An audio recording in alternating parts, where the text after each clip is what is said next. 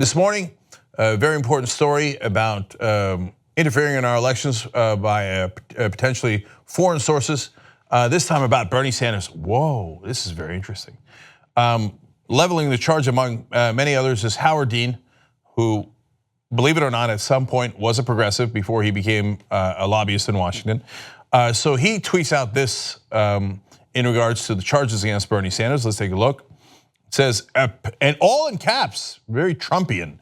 Apparently the Russians weren't the only ones screwing around with our elections. And then Sanders fined for accepting foreign donations in 2016 election. Wow, geez, Lord mercy, I didn't know the Australians were trying to buy our elections. And they were going with a curious path of backing Bernie Sanders. Fascinating. Well, I mean, if Howard Dean was paid to say something, then it must be true. So let's take a look at the article and figure out how devastating this is, okay? Senator Bernie Sanders' presidential campaign will pay $14,500 as part of an agreement with the Federal Election Commission over allegations that the campaign wrongfully accepted in-kind donations from an Australian political party. Now, wow, I wonder what they did. Did they funnel all sorts of money to him and then they bought the Facebook pages and fake news and all that? I guess, I don't know. I mean, it seems really serious. It's $14,500 fine. Whoa. Okay, so let's find out. The complaint centered on a group of 7 Australians who volunteered for the Vermont Independence 2016 presidential bid. Oh, it was a bunch of volunteers. They didn't funnel any money or just volunteers. So why is this even an issue? Well, the Australian Labor Party paid a total of $24,422 for the volunteers' flights and stipends, according to the FEC document provided by the Sanders campaign. So apparently they paid for the flights. And these volunteers show up, they're not donating to Sanders' campaign. So the Sanders campaign thinks, oh, volunteers came in from Australia, lovely, right? And was it so that the Australian Labor Party could interfere in our elections? No, there's 7 Australians who wanted to help Bernie Sanders. And somebody paid for their airline tickets. Okay, but look, if it's a technical violation, God bless. First of all, Sanders cooperated 100% all throughout, of course. And okay, do whatever the process is, and that's fine, and they pay a $14,000 fine. But this is like a big got you? Really? I mean, are you saying it earnestly for the establishment guys? You really think like, Sanders in the bag for the Australians? Everybody knows it. He just sell out the country to the Australians. Come on, you're saying this with a straight face. You're comparing it to the Russian interference, etc. Okay, one more piece of context.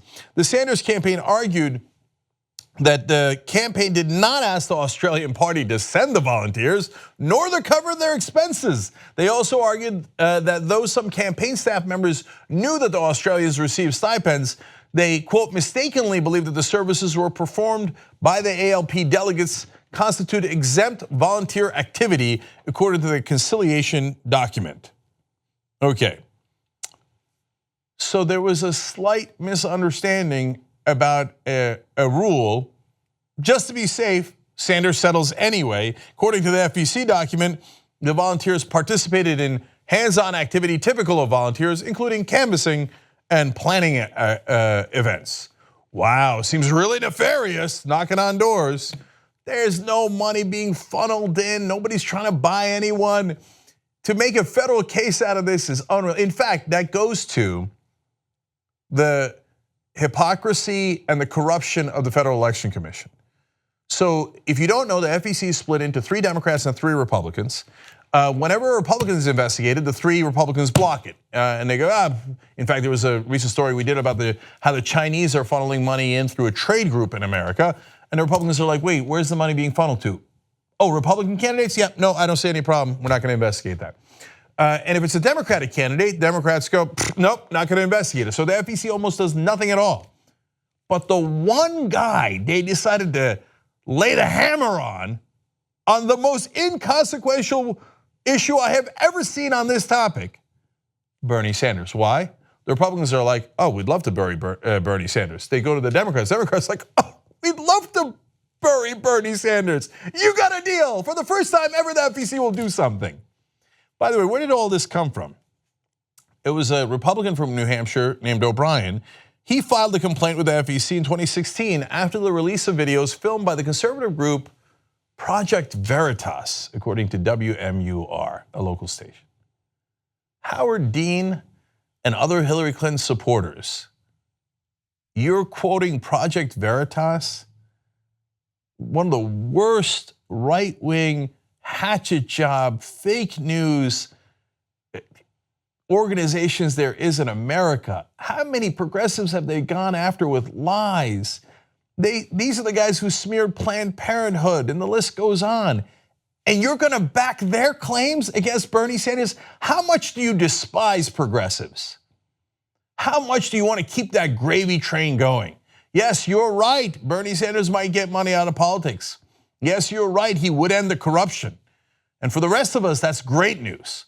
But if you're part of the corrupt, you do not like that at all. But to be fair now, you guys all know that perhaps one of the major candidates, Donald Trump, might have gotten interference on a different scale, not a bunch of volunteers who wanted to come help him. But Hillary Clinton is the one that Howard Dean supported. She must have been completely clean of any of this, because I know, because the FEC didn't investigate her. Except for this from WikiLeaks, the CBS quotes. This was from right before the election. Clinton National Finance Director Dennis Chang wrote in April that the campaign needed to make a policy decision on whether to allow those lobbying on behalf of foreign governments to raise money for the Clinton campaign. After some debate, campaign manager Robbie Mook responded that he was okay just taking the money and dealing with any attacks. And Jennifer Palmieri agreed, take the money. Oh, I'm sure the FEC is just working around the clock to make sure that they put those people away. I mean, that's a way worse case. It's not a bunch of volunteers who came in looking to help a fellow progressive. It was foreign money. They knew it was foreign money. Campaign manager and another top staffer says, take the money. I'm okay with taking the money and dealing with any attacks later. Don't worry, Robbie.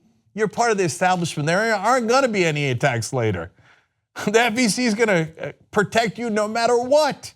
And then ironically, they're gonna go after the one guy who is not corrupt.